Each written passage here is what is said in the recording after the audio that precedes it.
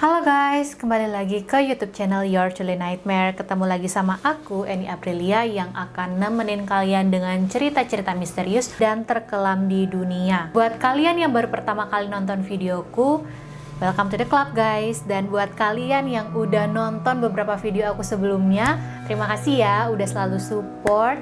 Jangan lupa untuk like videonya, komen, dan subscribe.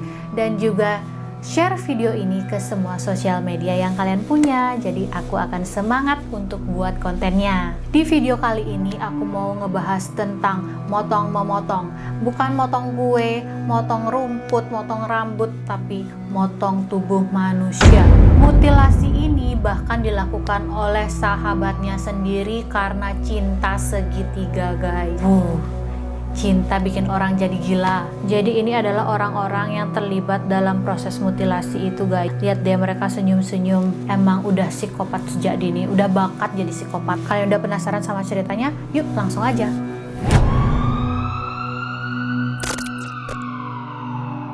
Kejadian terkelam ini terjadi di tahun 2005 di sebuah kota East Moline, Illinois, Amerika Serikat. Seorang gadis bernama Adrienne Reynolds, berusia 16 tahun asal Texas, baru saja memulai hidupnya yang baru di Illinois bersama kedua orang tuanya, Tony dan juga John Reynolds. Adrienne adalah orang yang sangat ceria dan pinter banget nyanyi. Bahkan karena keindahan suaranya, orang-orang itu jadi sayang sama dia. Walaupun dia berbakat dalam bidang nyanyi, tapi dia nggak terlalu suka di bidang akademis. Jadi ia sempat memutuskan untuk putus sekolah.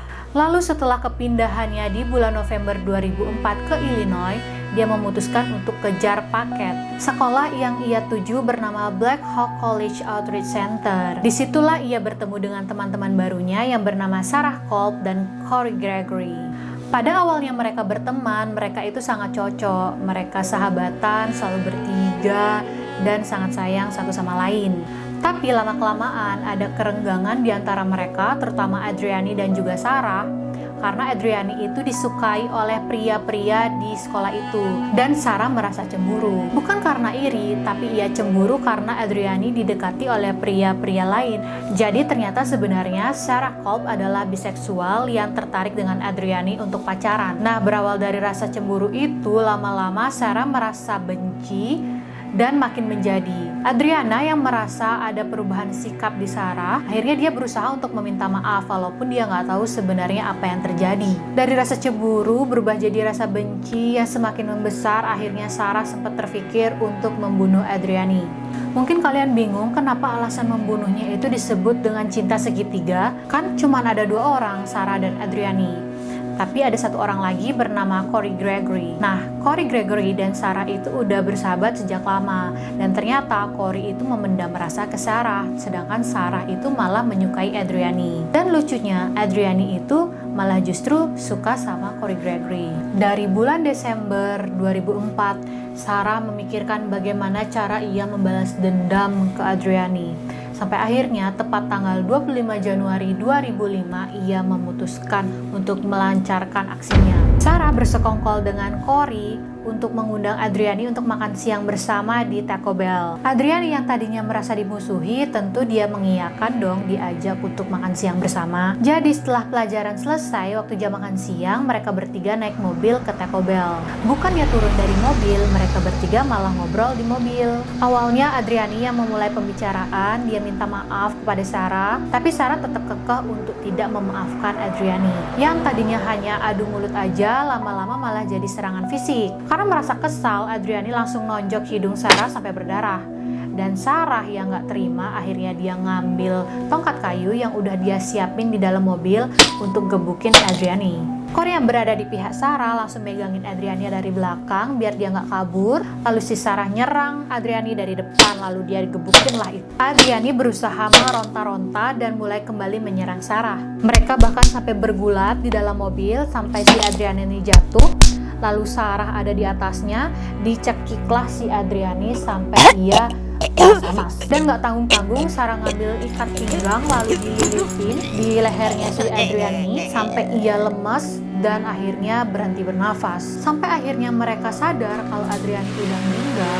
Mereka bahkan nggak kaget. Mereka turun dari mobil, mereka pindahin mayatnya Adriani ke bagasi mobil. Lalu bukannya mereka pergi, mereka masih santai-santai di dalam mobil sambil ngerokok. Lama dia di dalam mobil sampai rokoknya habis, barulah mereka berpikir gimana caranya membuang mayat Adriani. Mereka pergi dari Taco Bell, mereka cari lokasi, tapi nggak ada lokasi yang cocok. Sampai akhirnya Sarah keingat kalau kakek neneknya punya perkebunan yang luas di Aledo, Illinois. Lalu mereka membawa mayatnya ke sana. Niat awalnya mereka mau mengubur mayat Adriani, tapi ternyata mereka nyiapin korek api dan juga minyak tanah. Sesampainya di Aledo, Corey bawa mayatnya Adriani di atas tanah, lalu dia menuangkan minyak tanah ke atas mayatnya, lalu dia melemparkan api dan mereka membakar mayat itu. Lalu mereka berdua menjauh dari kobaran api dan Sarah tiba-tiba menangis dan bersender di bahu Corey.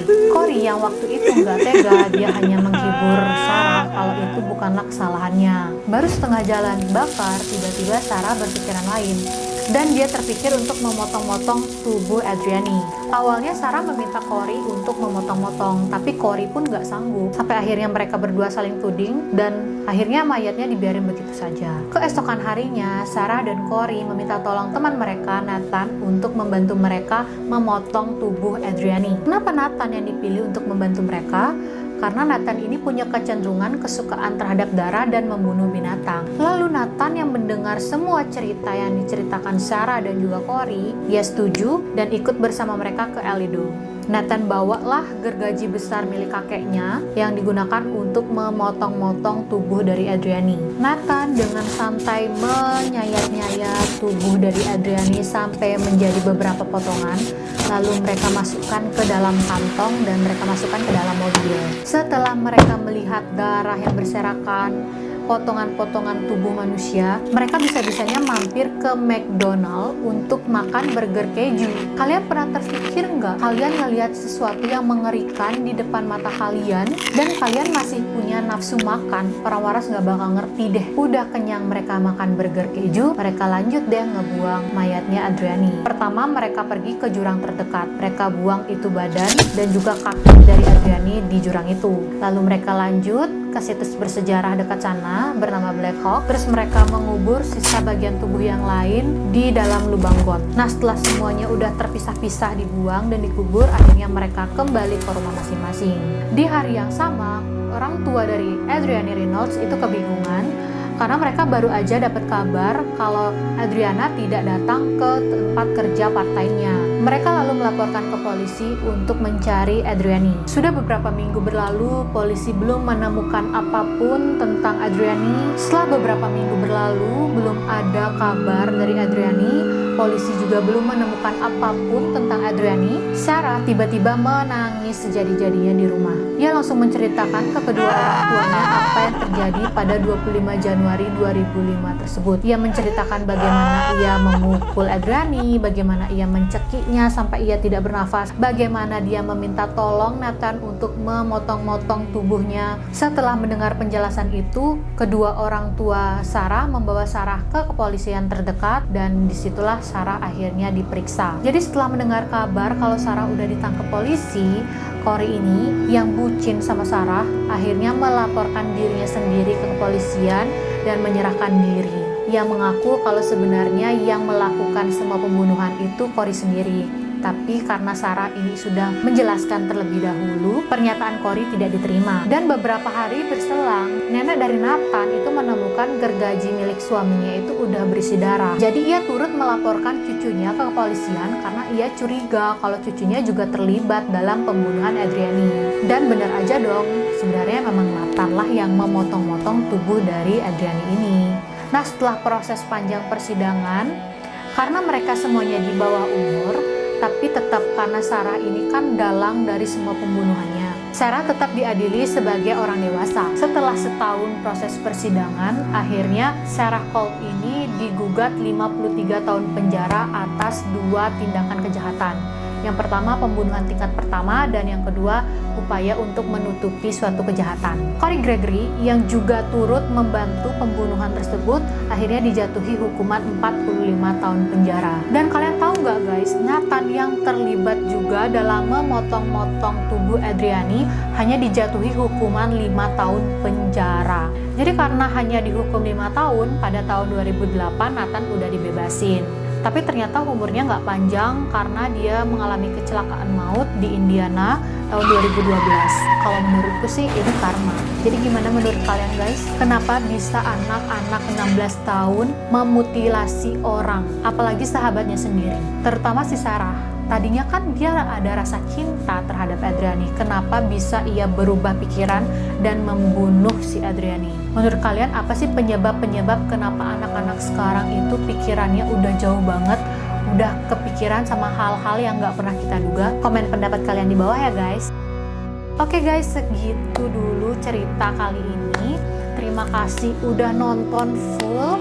Terima kasih juga udah selalu nonton selama ini. Sebagai bentuk dukungan kalian, jangan lupa like, comment, subscribe, dan share channel ini. Semoga makin rame ya guys. Thank you and bye.